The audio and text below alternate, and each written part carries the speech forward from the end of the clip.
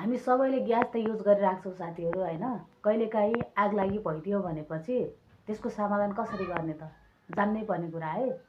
त्यो पानीमा हाल्यो भने चाहिँ झन् बल्दो रहेछ क्या, हेर्नुहोस् हैन।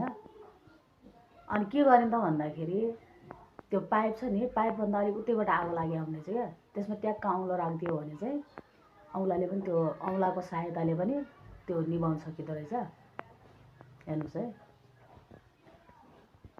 ओ निभ्यो हैन। यस्तो तरिकाले ल। अनि त्यस पछाडि रेगुलेटरमा लाग्यो भने चाहिँ यसरी भिजाएर, कपडाहरू भिजाएर गराउन पनि सकिँदो रहेछ। त्यो छैन भने हाम्रो बाल्टीको सहायताले पनि हामीले यसरी गराउन सकिँदो रहेछ साथीहरू है। यो चाहिँ हामीले जान्नै पर्ने कुरा। त्यसलाई चाहिँ हामीले सधैँ अफ नै राख्नु पर्दो रहेछ।